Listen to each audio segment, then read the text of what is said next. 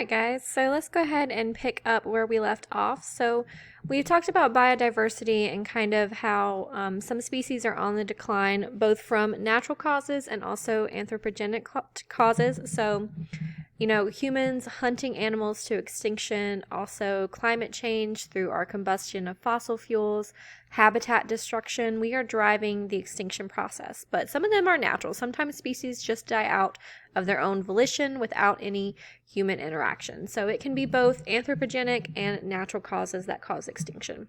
But now we're going to transition to talking about ecosystem services and the value of ecosystems. So there's a difference between an intrinsic value and an instrumental value. So an intrinsic value is value that is independent of any benefit to humans. So it's valuable whether it, gives us a benefit or not. And then an instrumental value is worth as an instrument or a tool that can be used to accomplish a goal. So we just need to know the difference between the intrinsic and the instrumental value. So there are 5 categories of ecosystem services that we get from our ecosystems. There's provisions, regulating services, support systems, resilience, and then cultural services. So provisions are a good that humans can use directly. So examples of provisions include lumber that we can use for housing, food crops that we can eat, medicinal plants. A lot of our medicines actually come from plants. Aspirin actually comes from willow bark, natural rubber, and then furs. Of the top 150 prescription drugs sold in the United States, about 70% of them come from natural sources. Regulating services. These are natural ecosystems help to regulate environmental conditions. So things like tropical rainforests and oceans, they remove carbon from the atmosphere because they typically are high in productivity. So they have a lot of photosynthetic organisms that will remove CO2 from the atmosphere and convert it into sugar and energy that we can eat and have high rates of productivity. A lot of people don't realize there's photosynthetic bacteria in the ocean. So there are organisms all in the ocean that do photosynthesis as well. Ecosystems are also important in regulating nutrient and hydrologic cycle.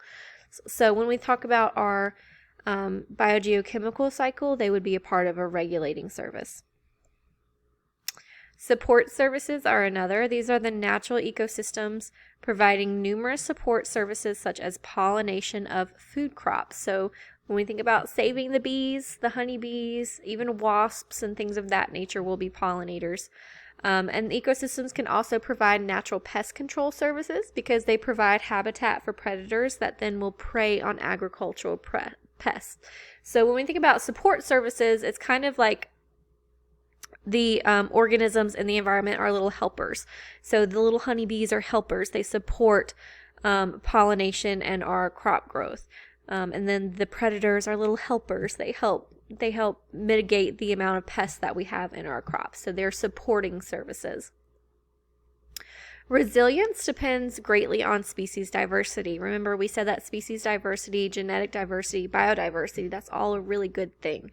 So for example, several different species may perform similar functions in an ecosystem, but differ in their susceptibility to disturbance. So if a pollutant kills one plant species that contains nitrogen-fixing bacteria, but not all plant species that contain nitrogen-fixing bacteria, the ecosystem can still continue to fix nitrogen. So basically, resilience means that if something happens, if there's a virus, if there's some kind of, like blight or pest that comes in, if you have a greater diversity in your ecosystem, chances are you will be able to, or the organisms in that ecosystem will be able to survive whatever is coming towards it. So even we see this now with the coronavirus, right? So some people are dying and some people aren't. A lot of it's based off genetics and pre-existing conditions. We as humans have a very large genetic diversity. And so has this coronavirus killed a bunch of people? Yes. And it is extremely unfortunate and very sad and very scary for a lot of people.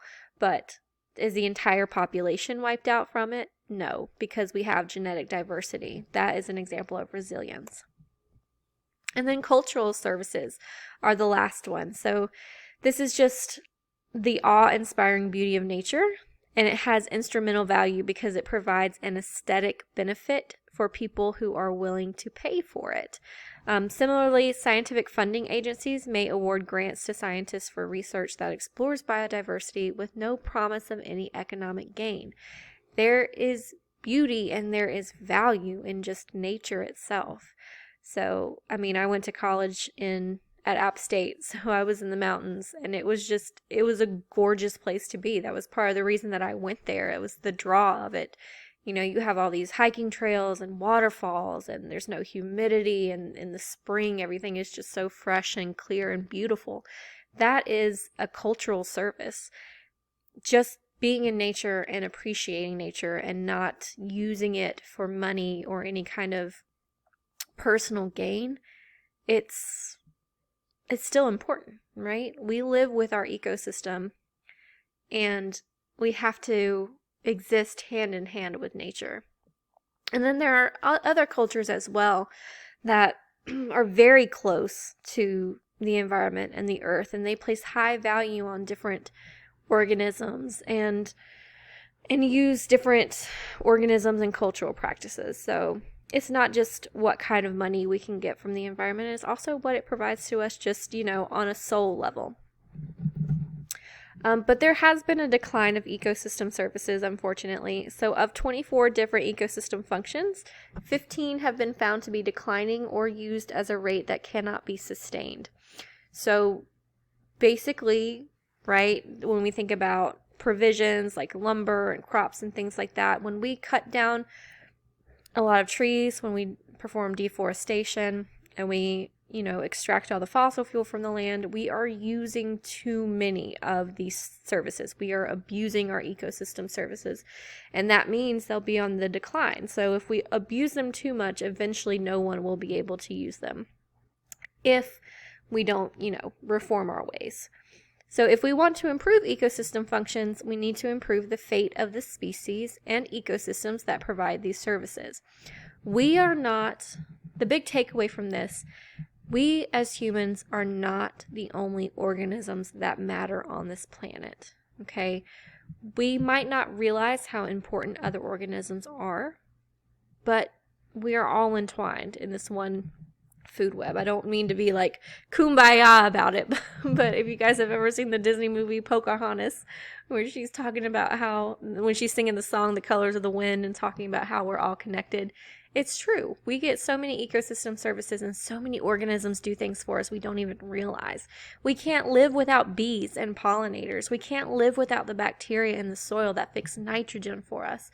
So we have to be careful in how we treat the earth, because without it, our services will decline and we won't be able to thrive as a species ourselves. So, something to think about as we wrap up this lesson for the day. As always, if you guys have any questions, make sure you reach out and let me know. And if not, I will see you for the next one.